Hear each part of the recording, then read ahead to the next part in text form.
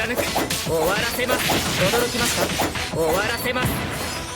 貫く。射出。覚悟してください。ご注意。驚き。いかがです。展開の知れ。終わりにしましょう。消えろ。甘い。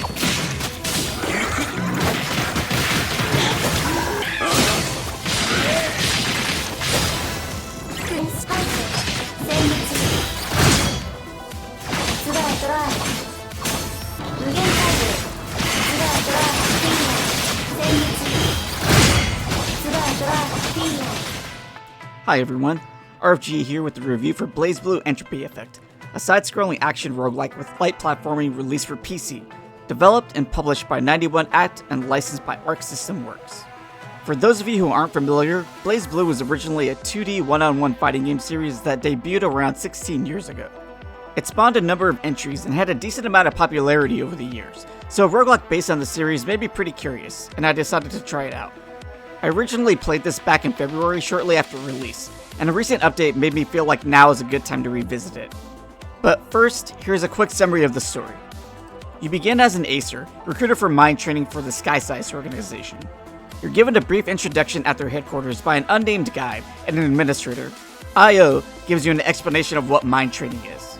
To sum it up, mine training allows Acers to use avatars, referred to as prototypes, to strengthen their mind through battles using said prototypes. During your time outside of mine training, you'll speak to other characters, and start to learn that there's more going on at SkySice in the world than what you were told. As for the gameplay, you start off in a hub area, and that's where the story unfolds. But most of your time will be spent building up several prototype avatars and mine training. IO will give you your first analyzer, an item used to unlock prototypes from mine training. There are 10 prototypes based on characters from the BlazBlue series, each with a small set of base moveset abilities. A basic attack series, which is usually a 3 or 4 hit combo, a hold button attack, a special attack which is different for each prototype and uses rechargeable MP, a type of dodge, often with an attack, and a jump, double jump, also with an air dash, and air attacks. Once one is chosen, you'll begin mine training, which consists of battling and traversing through several levels, or spaces as they're called here, and several biomes with a predetermined set of enemies. Not all spaces are battlegrounds though. Some are rest areas to restore your health, will let you buy items or enhancements with exchange points to help you through mine training, or will let you risk a reward or punishment based on chance or choice. When you defeat all enemies in a space, you'll be rewarded with an upgrade for your prototype or a choice between them. These upgrades are broken down in two main categories: prototype moveset upgrades, referred to as potentials, and a more general set of upgrades for all prototypes known as tactics. Potentials are something that sets Entropy Effect apart from many other roguelikes.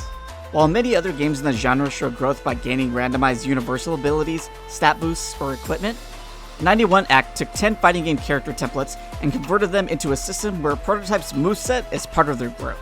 In Entropy Effect, depending on the options given at the end of a space, you can end up choosing to give prototypes an upgrade to one of the basic moveset skills mentioned earlier, an upgrade to HP or MP, or a new addition to their moveset.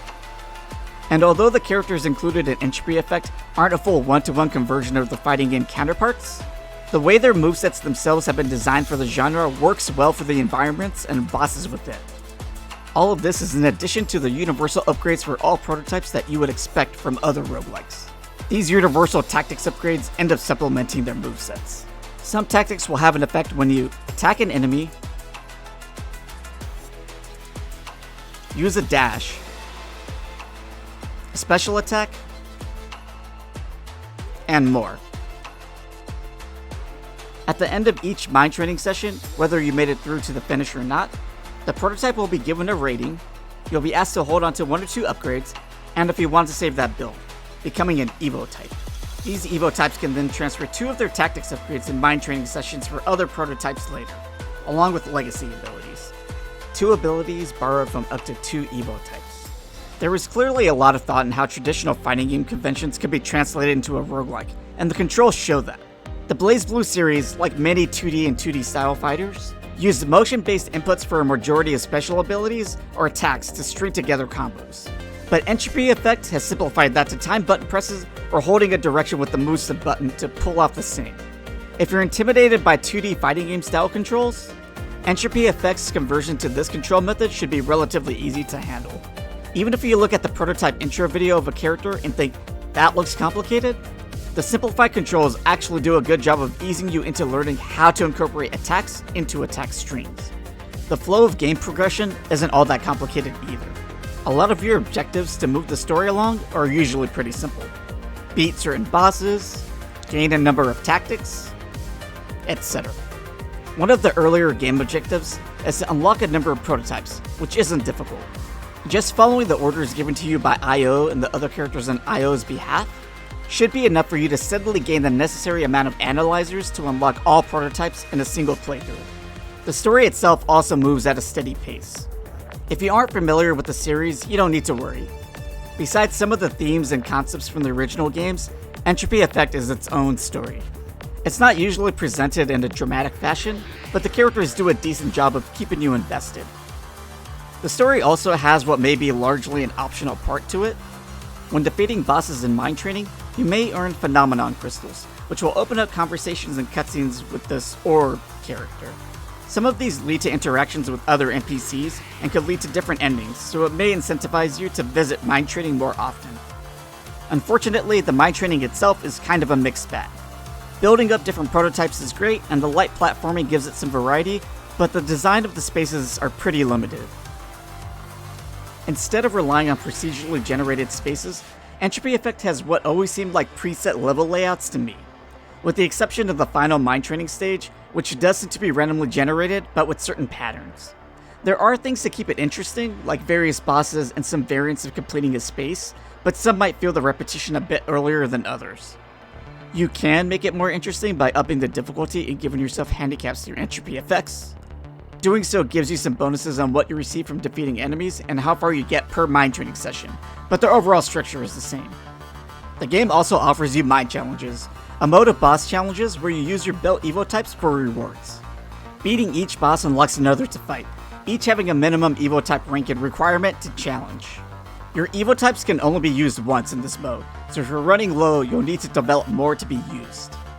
So the majority of the game is based on mind training sessions, and while it can get repetitive if you're not using new prototypes, it's still a pleasure to look at. The lighting used with the 2D animated proto or Evo types, anime, and boss designs is wonderful to see, and I feel like some spaces were made the way they were to show that off. I'm glad that more games have been able to incorporate how lighting works with 2D based assets. The soundtrack itself is fine, and it never bothered me in terms of repetition. I'm not sure if the character voices and sound effects did a good enough job of me not thinking about it too much, or if it was just a case of it works and there's nothing to really complain about. That being said, there are some bangers here. Completing story objectives, mind challenges, and going through mind training itself rewards you with plenty of ability points to upgrade base health, and mind shards, which can be used for specific mind crystal bonuses for your prototypes. If you're a fan of roguelikes or side-scrolling action games, I think BlazBlue Entropy Effect is worth the playthrough, and offers a lot for the genre. Its way of gradually introducing new gameplay mechanics through story objectives makes it suitable for newcomers to the genre. The conversion of fighting game controls and character movesets into a roguelike growth system were very well handled. It may get a little repetitive with spaces and music, and can probably use a few more prototype characters on the roster, but it's solid nonetheless. If you were or are a BlazBlue fan, it might be a bit disheartening to hear that there's no real connection to the series, but I found it nice to see some of these characters being played in more of an action game setting. If you've already played Entropy Effect earlier in the year, there have been a good number of changes, fixes, and additions over the last few months that makes this worth a revisit. I have more information about the recent updates in the video link. BlazBlue Entropy Effect has a solid roguelike foundation, and I'm looking forward to see more of it in the future. If you have any questions or thoughts, leave a comment below. Thanks.